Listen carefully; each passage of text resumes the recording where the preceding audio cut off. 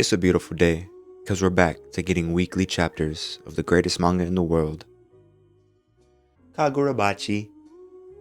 I'm literally wearing the same shirt as I did last night, because I recorded the other video last night, and then obviously the new chapter came out this morning, mere hours later, but it's okay. Kagurabachi's back on a regular schedule. That means I'm back on a regular schedule. I literally get life force from this manga, man. And of course, this chapter was good, man. This chapter was great. I'm loving how Hokozono is weaving the character work of Kunishige into this mini smelting arc. It works so well, man. We're getting all of his backstory, motivations, characterizations just from the backstory of him making the enchanted blades, which I think it makes perfect sense. It fits really well. So it's real good. Another fire chapter. Every chapter we're just diving deeper and deeper into the nuances of our boy Kunishige Rokuhira, and I'm here for it, man. So let's just get right into the chapter.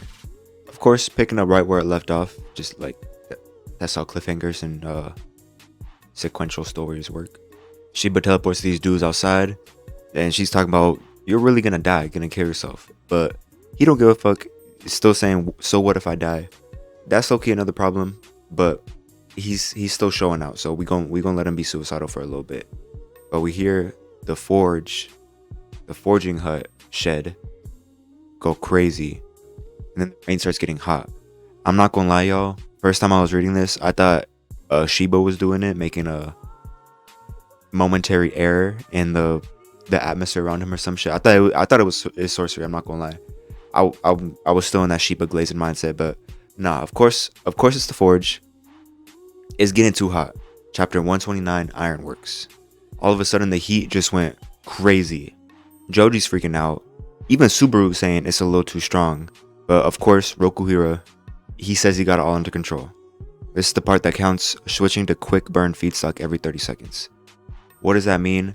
I'm gonna research it in my material science video that I still haven't started making because I'm working on other videos, but I'm gonna make that video eventually. Fire this powerful is unheard of in ordinary smelting. Well, this ain't ordinary smelting, man. They think, yeah, for a second here, we think that it's gonna go wrong or something. But Subaru's still thinking, man, Kunishige hasn't blinked one bit. Not literally, but his concentration hasn't faltered, is what he's saying. He says it's the humidity. Normally, we do smelting in winter when it's dry. When the humidity is high, it's harder to heat the furnace and control the temperature. I guess that makes sense. There's water in the air, which I guess is just another medium for the heat to travel through. You know, more factors go into play if that's the case. So yeah, in traditional smelting, a small variation would lead to uneven heat distribution.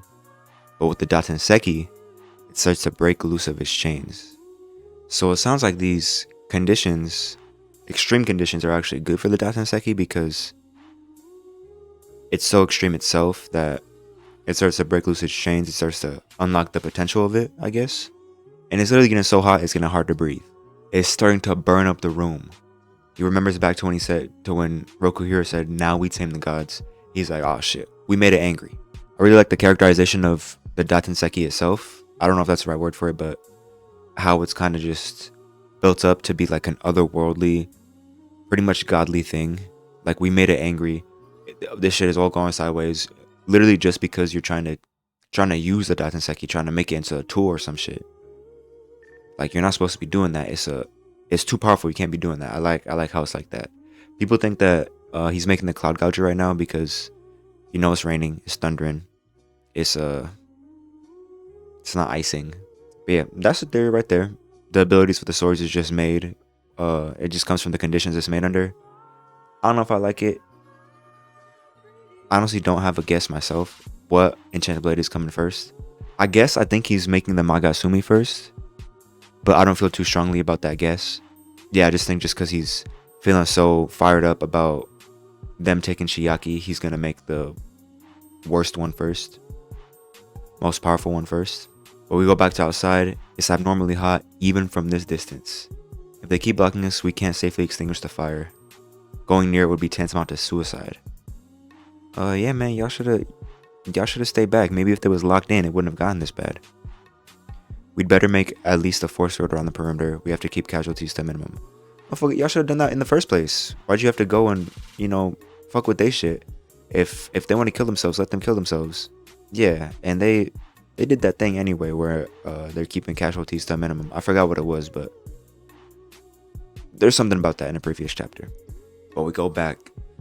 We get this beautiful sequence. I already know in the anime it's gonna be a beautiful flashback sequence. It's gonna build so much character. But it looks like we flash to Chiaki real quick in the present time because it's raining here. She's also in the rain. Standing out in the rain, someone just telling her to come inside, but nah, she's probably thinking about Kunishige. He's looking into the fire with his Rokuhira eyes. Don't even gotta blink because his eyes are that good. Again, you're slipping away. Kunishige and Shiba are talking about how she just became the Soga princess. It'll be hard to see her again for a while. The perfect storm of weird circumstances, and it happened so suddenly. Yeah, it's probably like directly after she got blessed with the power of prophecy. We were so used to being around her, we hardly noticed, but she was a blue-blooded Soga all along.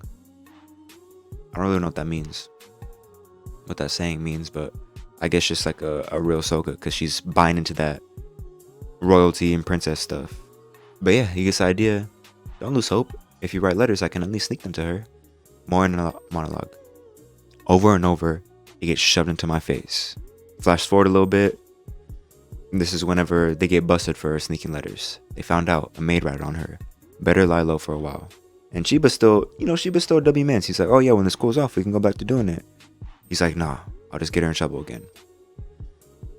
It continues. Over and over, I get shoved in my face.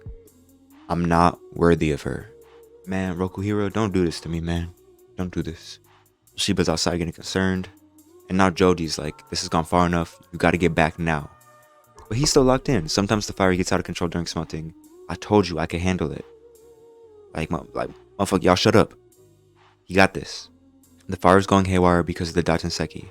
Based on the conditions at the bellows inlet and the purple tinge at the base of the flames, it's a light charge. If I can fix that, I can get the fire back under control. A light what? A furnace problem that happens when the iron sand feedstock is too light. Okay, more sciencey shit. This also happens in traditional Tatara smelting, but it's something we can deal with. In other words, if we keep going, we can still produce that steel. Man, let's go. This motherfucker's bitching out. He can't even breathe. He's like, nah, I'm at my limit. He goes outside to breathe.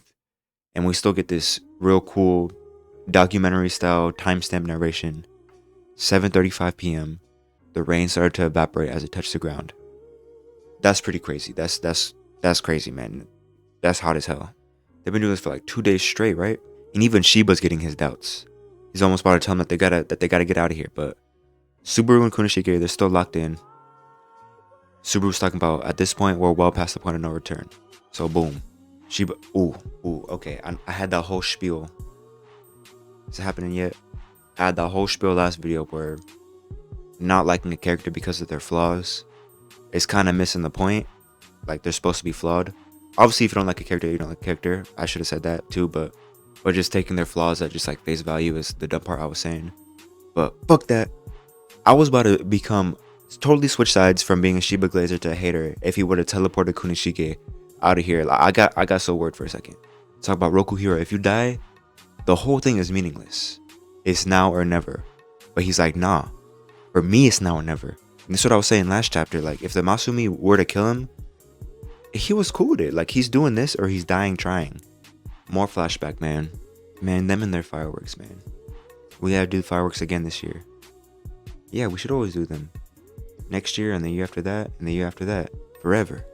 More self-esteem issues from Rokuhiro, man. You sure you want that? You come from a good family and I'm trash. She gets like a little mad at him, pinches him. Who cares about blood? You're you. Kunishige. That's beautiful, man. That's beautiful. She just cares about him as a person just more than anything else. I kept pushing through. It was all I had. My family was garbage, but all of it was burned into these eyes of mine. And we get to maybe probably the best panel in the chapter. 2 panels. The despair. He sees his dad beating his mom. he sees his mom killing himself. And he's about to close his eyes, about to give up on life and shit. He's closing his eyes. Before he closes them, he sees another fire ignite. And there's probably a lot to be said about the symbolism of fire with Kunishige. Obviously the forging, but just, the fireworks, the fire from the food that Chiaki makes him. He's about to close his eyes. Boom, they go wide open again, and he sees Chiaki, hope, burned into his Rokuhira eyes. Tatara smelting is a human undertaking. Shiba sees that he's locked in, and he decides to not teleport him. I was about to get mad if he teleported his ass out there. Obviously he didn't though, because this is a flashback. Like, we already know he's gonna make the blades. Shut up. Let's lock it down. Let's lock in and lock it down. Kunoshige Rokuhira, you are that human. He is that man. He is that man. He is that human. He thinks back to the goodbye letter that she wrote. Chiaki, today I'll prove myself worthy of you. And that he did, man. And that he did. I love the slow pacing of the Seitei War arc that we've been getting. Like, I don't know, in part 1 shit would just happen so fast, but I feel like, but we've been in this smelting mini arc for so long now. It's not a bad thing at all. Like, I'm loving it. Loving that he's literally cooking right now. But man, I wonder how much longer we have of this arc. Like, this might be the longest arc of the whole series. Like, even though it's not really an arc, there's arcs within the Seitei War flashback. Or no, he did call it the Seitei War arc.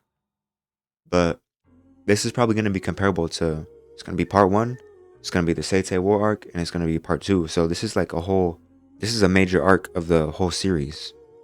So yeah, this shit, we might have like fucking 30 more chapters of this, bro. Because we still haven't even got to the war. We got to get to the war itself. I hope we get to what happened to his mom. What even happens to Chiaki? Like, we got to cover that too. But yeah, man, W chapter. I hope, with this pacing, I don't even know, like, more smelting shit could just happen, but I really hope soon we're gonna finally see what enchanted blade that he makes first. Yeah, man, that's about it. Chapter 129 reaction. Good to be back. Gotta lock into making my other videos instead of just regular chapter reactions, but hey, man, I'm a cook. I'm gonna get to that. But yeah, man, shout out Kagurabachi, shout out you, and yeah, holla at your boy, you.